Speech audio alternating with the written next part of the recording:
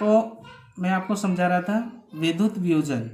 तो विद्युत धारा के प्रवाहित होने के कारण होने वाला वियोजन अर्थात विद्युत वियोजन कहलाता है। यानी समझ लीजिए, सीधी सी बात है कि कोई भी रासायनिक अभिक्रिया को तोड़ने के लिए जब हम उसमें विद्युत धारा प्रवाहित करते हैं जिसके कारण वो अलग होता है या तो टूटता है, तो ऐसे वियोजन को हम कहते हैं विद्युत वियोजन।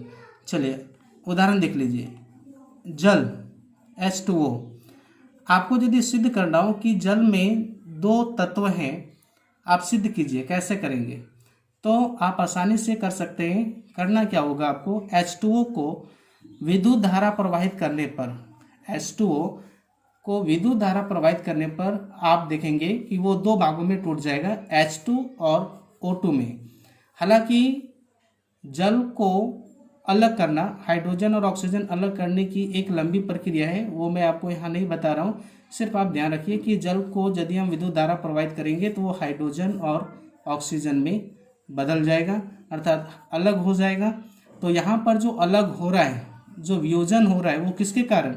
विद्युत धारा के कारण, इसलिए विद्युत वियोजन कहलाता है। चलिए तीसरा पॉइंट आपको मैं बताऊं, प्रकाशीय वियोजन। प्रकाशीय वियोजन क्या है? तो आप समझ लिए होंगे और आपने अंदाजा भी लगा लिए होंगे कि प्रकाश वियोजन किसे कहते हैं।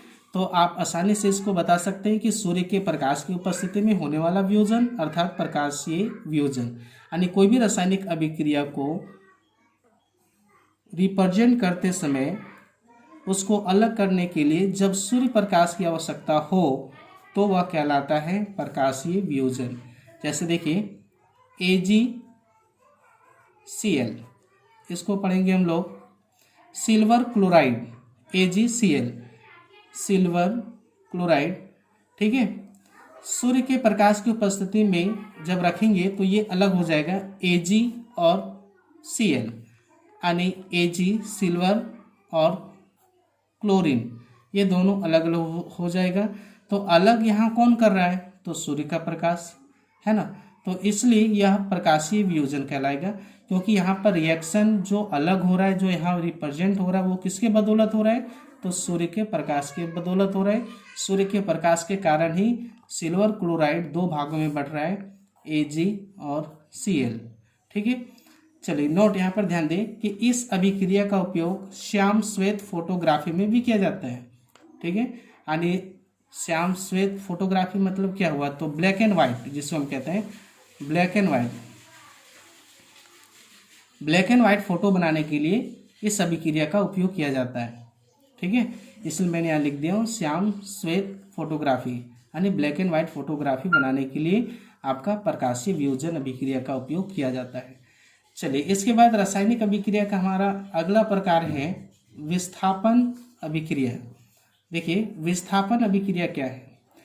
तो जिस अभिक्रिया में अधिक क्रियाशील तत्व कम क्रियाशील तत्व को उसके यौगिक से विस्थापित कर देता है। ध्यान दें, जिस अभिक्रिया में अधिक क्रियाशील तत्व कम क्रियाशील तत्व को उसके यौगिक से विस्थापित कर देता है, उसे हम कहते हैं विस्थापन अभिक्रिया। इक्वेशन समझिए, FeCuSO4, Fe plus CuSO4 iron copper sulphate. ध्यान दी, आयरन को जब आयरन और कॉपर सल्फेट को जब मिलाया गया तो रिएक्शन क्या बनता है? देखिए FeSO4 plus Cu, FeSO4 plus Cu। यहाँ पर आप देखिए क्या लिखा है? अधिक क्रियाशील। तो यहाँ पर कॉपर सल्फेट, कॉपर के साथ जो सल्फेट जुड़ा है, तो कॉपर की अपेक्षा आयरन अधिक क्रियाशील है, इसलिए आयरन ने क्या किया? कॉपर को इसके यौगिक से विस्थापित कर दिया और खुद यहाँ पर अपना स्थान ले लिया, अर्थात तब जाकर बन गया FeSO4। और देखिए इसी के यौगिक से कॉपर को क्या किया? अलग कर दिया। और अधिक क्रियाशील क्या है? आयरन, वो इसकी जगह पर आ गया और इसको इसी के यौगिक से विस्थापित कर दिया, अर्थात तब जाकर यहाँ रिएक्शन पूरा होता है FeSO4 प्लस Cu, ठीक है। ये हो गया विस्थापन अभिक्रिया। इसके बाद हम आपको बताने जा रहे हैं द्विविस्थापन अभिक्रिया। रासायनिक अभिक्रिया के प्रकार में हमारा चौथा पॉइंट है, ठीक है, वो है द्विविस्थापन अभिक्रिया। तो ये द्विविस्थापन अभिक्रिया क्या है? इस अभिक्रिया में उत्पादों का निर्माण दो यौगिकों के बीच आयनों के आदान प्रदान से होता है। अभिक्रिया पर ध्यान दें। इस अभिक्रिया में उत्पादों का निर्माण दो यौगिकों के बीच आयनों के आदान प्रदान से होता है। जैसे उदाहरण समझ लीजिए,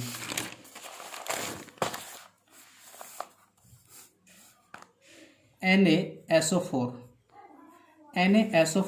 plus BaCl2, NaSO4 plus BaCl2, और इक्वेशन क्या बना रहा है, BaSO4, यहाँ पर नाम आप जान लीजिए सोडियम सल्फेट, Na2SO4 इसका नाम है सोडियम सल्फेट।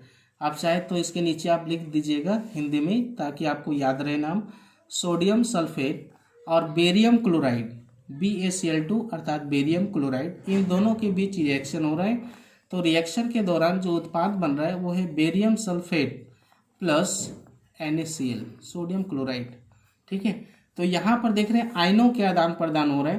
कहेंगे कैसे, सोडियम SO4, ठीक है, यानी सोडियम सल्फेट और बेरियम क्लोराइड, तो सोडियम की अपेक्षा बेरियम क्लोराइड अधिक रिएक्टिविटी है, बहुत ही अट्रैक्टिव है, इसलिए ये अधिक आयन वाले जो है कम आयन वाले को विस्थापित कर देता है। इसलिए यहाँ पर Na को अलग कर दिया है, अधिक, ये बेरियम का अधिक आयन है, सोडियम का एक है, इसलिए कम आयन वाले को विस्थापित कर रहा है, और बेरियम जो है अधिक आयन वाला है खुद यहाँ पर आकर ज्वाइंट हो गया, और तब जाकर इक्वेशन पूरा करता है BaSO4।